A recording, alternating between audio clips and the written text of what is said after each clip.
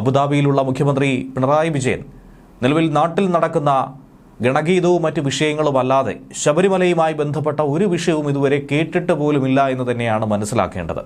എന്നാൽ മുഖ്യമന്ത്രി നാട്ടിലെത്തി അനുമതി നൽകുന്നതിന് മുന്നേ തന്നെ കെ ജയകുമാറിന്റെ ഭാഗത്തു നിന്നും ശക്തമായ നടപടി ഉണ്ടാകുമെന്ന് തന്നെയാണ് മനസ്സിലാക്കാൻ കഴിയുന്നത്.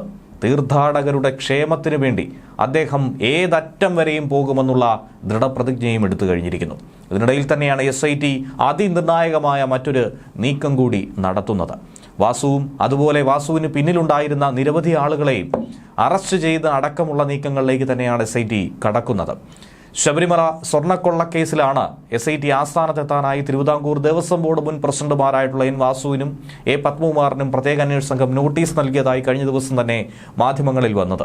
പത്മകുമാറിന് നേരത്തെയും നോട്ടീസ് നൽകിയിട്ടുണ്ടായിരുന്നെങ്കിലും ചില അസൗകര്യങ്ങൾ ചൂണ്ടിക്കാണിച്ച് ഒഴിവായിരുന്നു. ഇനി ആരെയും ഒഴിവാക്കാൻ അനുവദിക്കില്ല, എല്ലാവരെയും വളരെ വേഗത്തിൽ ചോദ്യം ചെയ്ത് മറ്റ് നടപടിക്രമങ്ങളിലേക്ക് കടക്കേണ്ട ഒരു സാഹചര്യമാണ് ഉണ്ടായിരിക്കുന്നത്. SITയെ സംബന്ധിച്ച് കൗണ്ട് ഡൗൺ ആരംഭിച്ചിരിക്കുന്നു. 16-ാം തീയതി നട തുറന്നു കഴിയുമ്പോൾ, മണ്ഡലകാലം തീർത്ഥാടന കാലമാകുമ്പോൾ ഈ അന്വേഷണത്തെ അത് കൂടുതൽ വഴിമുട്ടിക്കും എന്ന കാര്യത്തിൽ സംശയമില്ല. ഇപ്പോഴത്തെ തിരക്കൊഴിഞ്ഞ സമയത്താവുമ്പോൾ കാര്യങ്ങൾ കൂടുതൽ എളുപ്പത്തിൽ ചോദിച്ച് മനസ്സിലാക്കി തെളിവെടുപ്പടക്കം നടത്തി ഈ അന്വേഷണം പൂർത്തീകരിക്കാനായി സാധിക്കും. രണ്ടുപേരെയും അറസ്റ്റ് ചെയ്യാനുള്ള സാധ്യത അടക്കം കൂടുതലാണെന്നുള്ള റിപ്പോർട്ടുകൾ പുറത്തു വന്നിരുന്നു. ഇപ്പോഴത്തെ ദേവസ്വം ബോർഡ് പ്രസിഡന്റായിട്ടുള്ള PS പ്രശാന്തിനെയും ചോദ്യം ചെയ്യേണ്ടത് അനിവാര്യമാണ്. പ്രശാന്തിനെയും വിളിപ്പിക്കുമെന്ന കാര്യത്തിൽ സംശയമില്ല. മുഖ്യമന്ത്രി പിണറായി വിജയന്റെ അതിവിശ്വസ്തനായ വാസുവിനെ ചോദ്യം ചെയ്യുമ്പോൾ, അറസ്റ്റ് അടക്കമുള്ള നടപടിക്രമങ്ങളിലേക്ക് കടക്കുമ്പോൾ എന്തായിരിക്കും സാഹചര്യം എന്നുള്ളതാണ് ഏവരും ഉറ്റുനോക്കുന്നത്. ഇതിനിടയിൽ തന്നെയാണ് ശബരിമലയിൽ നിന്നും മാരീജന്മാരെ ഒക്കെ തന്നെ മാറ്റി നിർത്തുമെന്ന് നിയുക്ത പ്രസിഡന്റ് കൂടിയായിട്ടുള്ള K ജയകുമാർ പറയുന്നത്. ഓരോരുത്തരുടെയും ചുമതലകൾ എന്തെന്നുള്ളത് കൽപ്പിച്ചവർക്ക് നൽകും. അതവർ നിറവേറ്റുന്നുണ്ടോ എന്നുള്ളത് പരിശോധിക്കുകയും ചെയ്യും. അവരവരുടെ ജോലി മാത്രം അവർ ചെയ്താൽ മതി എന്നുള്ള കാര്യം ഉറപ്പാക്കിയിരിക്കും. അതല്ലാതുള്ള ജോലികൾ ചെയ്യുന്നത് തന്നെയാണ് ഇത്തരത്തിലുള്ള അപകടങ്ങളിലേക്കും കൊള്ളയിലേക്കും ഒക്കെ തന്നെ നയിക്കുന്നത്. തീർത്ഥാടകരുടെ ക്ഷേമത്തിന് മുൻഗണന നൽകിക്കൊണ്ട്, അവർക്ക് പ്രയോറിറ്റി നൽകിക്കൊണ്ട് തന്നെയാണ് കാര്യങ്ങൾ തീർപ്പാക്കുന്നത്. ശബരിമലയിലെ വിശ്വാസികൾക്ക് ആത്മവിശ്വാസം വീണ്ടെടുക്കാൻ കഴിയുന്ന രീതിയിൽ സമൂല മാറ്റം ഇനി ലക്ഷ്യമിടുന്നുണ്ട്. അതിനു വേണ്ടിയിട്ടുള്ള പ്രവർത്തനങ്ങളിലൂന്നി തന്നെയായിരിക്കും ഇനിയുള്ള 2 വർഷക്കാലം മുന്നോട്ട് നീങ്ങുന്നത്. ശബരിമലയുടെ യഥാർത്ഥ ലക്ഷ്യത്തിൽ നിന്നും മാറിക്കൊണ്ടുപോകുന്ന മാരീജന്മാരെ ഒക്കെ തീർച്ചയായും അകറ്റി നിർത്താൻ ശ്രമിക്കും. വരുന്ന ആളുകൾക്ക് ഭംഗിയായി ശബരിമലയിൽ ദർശനം നടത്താനായി സാധ്യമാകണം. അയ്യപ്പനെ വീക്ഷിക്കുന്നവർക്ക് ഒരു ബുദ്ധിമുട്ടും ഉണ്ടാകാൻ പാടില്ല എന്നുള്ള കാര്യം അവിടെ നിൽക്കുന്ന അധികാരികളൊക്കെ തന്നെ ഉറപ്പാക്കിയിരിക്കണം. അതിനുവേണ്ട നടപടി ആദ്യഘട്ടം എന്ന രീതിയിൽ പൂർത്തീകരിക്കും. പല കാര്യങ്ങൾക്കും വേണ്ടി ശബരിമലയെ ദുരുപയോഗം ചെയ്യുന്ന നിരവധി ആളുകളുണ്ട്. ഓരോരുത്തരെയായി കണ്ടെത്തി അവർക്കൊക്കെയുള്ള തക്കതായ ശിക്ഷ തന്നെ നൽകുമെന്ന കാര്യത്തിലും സംശയമൊന്നും തന്നെയില്ല. വളരെ കാലമായുള്ള സ്ഥാപിത താല്പര്യം ഇതിന് പിന്നിൽ ഉണ്ടാകുമെന്ന കാര്യത്തിലും ഒരു തരത്തിലുള്ള സംശയങ്ങളും വേണ്ട. സമ്പൂർണ്ണ നവീകരണമാണ് നിലവിൽ ലക്ഷ്യമിട്ടിരിക്കുന്നത്. ശബരിമലയിൽ വിശ്വാസമുള്ളവർക്ക് നല്ല തോതിൽ ആത്മവിശ്വാസം ഉണ്ടാകുന്ന രീതിയിലുള്ള ഒരു തീർത്ഥാടന കേന്ദ്രമാക്കി ഇതിനെ മാറ്റും. എല്ലാം നന്നായി നടക്കുന്നു എന്ന രീതിയിൽ കാര്യങ്ങൾ പുനഃക്രമീകരിക്കും. മേൽശാന്തിക്കൊപ്പം കീഴ്ശാന്തിയായി വരുന്നവർ ആ ജോലി മാത്രം ചെയ്താൽ മതി. കീഴ്ശാന്തിയുടെ ജോലി മേൽശാന്തിയെ സഹായിക്കുക എന്നുള്ളതാണ്. അതല്ലാതെ മറ്റ് ജോലികളിലേക്ക് കടക്കേണ്ടതേയില്ല. ഇനി ഒരു തരത്തിലുള്ള ഉണ്ണികൃഷ്ണൻ പോറ്റിമാരും ശബരിമലയിൽ ഉണ്ടാവാൻ പാടില്ല എന്ന് കട്ടായം പറഞ്ഞിരിക്കുന്നു അദ്ദേഹം. അത് ചെയ്താൽ മാത്രം മതിയെന്ന് അദ്ദേഹം എടുത്തുകാട്ടുന്നു.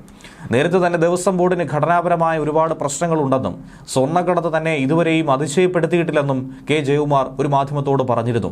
കാരണം ഇത്തരത്തിൽ പല പഴുതുകൾ നിൽക്കുമ്പോൾ സ്വർണ്ണമല്ല അയ്യപ്പനെ തന്നെ കടത്തിക്കൊണ്ടുപോയാലും അതിശയപ്പെടേണ്ട കാര്യമില്ല എന്നുള്ളതാണ് യാഥാർത്ഥ്യം.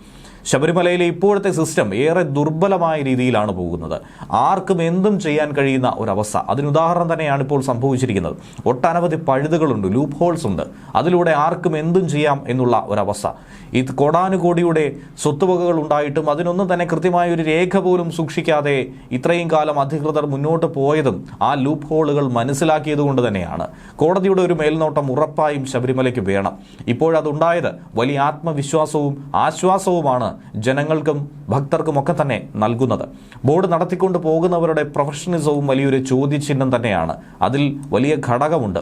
അത്തരത്തിലുള്ള കാര്യങ്ങൾ അദ്ദേഹം നേരത്തെ എടുത്തു കാട്ടിയിട്ടുണ്ട്. സാങ്കേതിക വിദ്യയിൽ അധിഷ്ഠിതമായി കാര്യങ്ങൾ ഇപ്പോഴത്തെ കാലഘട്ടത്തെ അനുസരിച്ച് നോക്കുകയാണെങ്കിൽ അതനുസരിച്ച് കൊണ്ടുപോയി കഴിഞ്ഞാൽ പല പ്രശ്നങ്ങളും കുറയ്ക്കാനായി സാധിക്കും. ഇതിനൊക്കെ കൃത്യമായൊരു ഓഡിറ്റിംഗ് കൊണ്ടുവരേണ്ടതുണ്ട്. സ്പോൺസർഷിപ്പ് വേണ്ട എന്നല്ല, അത് നല്ലൊരു കാര്യമാണ്. പക്ഷേ ഈ സ്പോൺസർമാർക്കിടയിൽ മൂന്നാമതായ ഒരാൾ വേണ്ടി വരുന്നില്ല. അത് ഡീല് ചെയ്യാനുള്ള സംവിധാനം ശബരിമലയിൽ കൊണ്ടുവരണം. ഇടനിലക്കാർ വരുമ്പോൾ അതിൻ്റെ കമ്മീഷനടിയും ഒരുപക്ഷെ കൊണ്ടുവരുന്നത് മുഴുവനായും അവർ കൊണ്ടുപോകുന്ന ഒരു സാഹചര്യവും ഒക്കെ തന്നെ ഉണ്ടാകും. അത് പൂർണ്ണമായും തുടച്ചു നീക്കണം. അതുകൊണ്ടാണ് ഇടനിലക്കാർ വരുമ്പോൾ അവർക്കതിനെ നേട്ടം കൊയ്യാനും അവരെ ഇവിടുത്തെ പ്രധാനികളായി പുറത്തു നിന്നുള്ളവർ നോക്കിക്കാണുന്നതും. ശബരിമലയിലെ ഇപ്പോഴത്തെ സിസ്റ്റം വളരെ മോശമാണ്. അവർ ആകെ ഇടനിലക്കാരെ പ്രോത്സാഹിപ്പിക്കുന്ന രീതിയിലാണ് ഇത് രൂപകൽപ്പന ചെയ്തു വെച്ചിരിക്കുന്നത്. അത് പൂർണ്ണമായും പൊളിച്ചെഴുതേണ്ടത് അനിവാര്യമായിട്ടുള്ളതാണ്. ഏറെ നിഷ്പക്ഷവും കുറ്റമറ്റതുമായിട്ടുള്ള ഒരു രീതി, ഒരു സമ്പ്രദായം ശബരിമലയിൽ കൊണ്ടുവരാനാണ് ശ്രമിക്കുന്നത്. എന്നാൽ മാത്രമേ യാതൊരുവിധ പ്രശ്നങ്ങളുമില്ലാതെ മുന്നോട്ട് പോകേണ്ടതുണ്ട്. ശബരിമല ദേവസ്വം ബോർഡിന്റെ ഭരണം കൂടുതൽ ആധുനികവൽക്കരിച്ചുകൊണ്ട് ആചാരവുമായി ബന്ധപ്പെട്ടതായതുകൊണ്ട് തന്നെ ഒരു സർക്കാർ ഓഫീസ് എങ്ങനെ പ്രവർത്തിക്കുന്നു അതുപോലെ തന്നെ നടത്തിക്കൊണ്ട് പോകേണ്ടതുണ്ട്. ഏറെ പാടുള്ളതാണ്. എന്നിരുന്നാൽ പോലും അത് നടത്തിയെടുക്കണം. ഭക്തരുമായി സംവദിച്ച് വസ്തുനിഷ്ഠമായി സുതാര്യമായി കാര്യങ്ങൾ മുന്നോട്ട് കൊണ്ടുപോകണം. തീർച്ചയായും ബോർഡിന്റെ ഭരണം നവീകരിക്കണം. അത് അനിവാര്യമായിട്ടുള്ളതാണ്. ഇപ്പോഴത്തെ പ്രതിസന്ധിയും ഈ ഭരണസമിതി തന്നെയാണ്, ഭരണരീതികൾ തന്നെയാണ്. ഇത് പൂർണ്ണമായും പൊളിച്ചെഴുതി മുന്നോട്ട് പോകുമ്പോൾ ഈ പ്രശ്നങ്ങൾ പൂർണ്ണമായും പരിഹരിച്ചോ ഇല്ലയോ എന്നുള്ളത് ഒരു വർഷത്തിനുള്ളിൽ തന്നെ പ്രകടമായി കാണാൻ സാധിക്കും. ഇനിയുള്ള മണ്ഡലകാലത്ത് അത് എത്തരത്തിലാണ് അദ്ദേഹം പൂർത്തീകരിക്കുന്നത് എന്നുള്ളത് നോക്കിക്കാണാനായി സാധിക്കും. ദേവസ്വം ബോർഡിന് കീഴിലുള്ള ആകെ ക്ഷേത്രങ്ങളിൽ ഒരു ക്ഷേത്രമാണ് ശബരിമല എന്ന രീതിയിലായിരിക്കരുത് അതിനെ നോക്കിക്കാണേണ്ടത്. അങ്ങനെ കണ്ടാൽ ഒരിക്കലും ഈ പ്രശ്നങ്ങൾ എങ്ങുമെത്തില്ല. ഭക്തരുടെ കാശ് കൊണ്ട് ബോർഡ് നടത്തിക്കൊണ്ടു പോകുന്നു എന്ന ഒരു ധാരണ ഈ ബോർഡിലുള്ളവർക്ക് കൂടി വേണം. സർക്കാരിനും അത് എപ്പോഴും ഓർമ്മ വേണം എന്നുള്ളതാണ് അനിവാര്യമായിട്ടുള്ളത്. അതുകൊണ്ട് ഭക്തരുടെ വിശ്വാസം കാത്തു സൂക്ഷിക്കേണ്ടത് ബോർഡിന്റെ തന്നെ ജോലിയാണ്. ഒന്നിലും ഒരു തരത്തിലും മായം ചേർക്കാതെ സുതാര്യമായി കാര്യങ്ങൾ ചെയ്താൽ ഈ പ്രശ്നങ്ങൾ ഉണ്ടാവില്ല എന്നുള്ളത് യാഥാർത്ഥ്യം തന്നെയാണ്. എല്ലാത്തിലും വിശ്വാസത്തിന് ഒരു നൈർമല്യം ഉണ്ടാകണം. അയ്യപ്പനിലോ അതല്ലെങ്കിൽ ഭക്തിയിലോ ഒന്നും തന്നെ വിശ്വാസമില്ലാത്തവർ ബോർഡിലേക്ക് നുഴഞ്ഞു കയറുമ്പോഴാണ് കൊള്ളയും ചതിയും ഒക്കെ തന്നെ നടത്താൻ, കള്ളക്കടത്തടക്കം നടത്താനായി താല്പര്യമുണ്ടാകുന്നത്. വഴിപാടുകളുടെ പവിത്രതയും ഗുണനിലവാരവും ഒക്കെ ഇവർ തന്നെയാണ് ഉറപ്പാക്കേണ്ടത്. അങ്ങനെ അല്ലാത്തപ്പോൾ അവിടെ എന്താണ് ഭക്തി, എന്താണ് അവിടുത്തെ ഒരു ദൈവാംശം ഉണ്ടാകുന്നത്? അത്തരത്തിലുള്ള വിഷയങ്ങൾ നിരവധി തന്നെയാണ് ശബരിമലയിലും മറ്റ് ക്ഷേത്രങ്ങളിലും ഇന്ന് നിലനിൽക്കുന്നത്. ദേവസ്വത്തിന്റെ അധീനതയിലുള്ള ക്ഷേത്രങ്ങളിലെ പണം മറ്റു പലർക്കും കൊടുക്കുന്നു എന്നുള്ള ഒരു ദുഷ്പ്രചരണം ഉയർന്നു കേൾക്കുന്നുണ്ട്. ദേവസ്വം ബോർഡിന്റെ പണം അത് സർക്കാരിന് പോലും എടുക്കാൻ കഴിയില്ല എന്നുള്ള കാര്യം അദ്ദേഹം തറപ്പിച്ചു പറഞ്ഞിരിക്കുകയാണ്. അത് ദേവനും ദേവസ്വം ബോർഡ് പ്രവർത്തനങ്ങൾക്കും വേണ്ടിയാണ്, ക്ഷേത്ര പ്രവർത്തനങ്ങൾക്ക് വേണ്ടിയാണ്. ഒരു ചില്ലിക്കാശ് പോലും സർക്കാരിലേക്ക് എത്തുന്നില്ല, എത്താനൊട്ട് അനുവദിക്കുകയുമില്ല എന്ന് തന്നെയാണ് ഇതിലൂടെ മനസ്സിലാക്കാൻ കഴിയുന്നത്.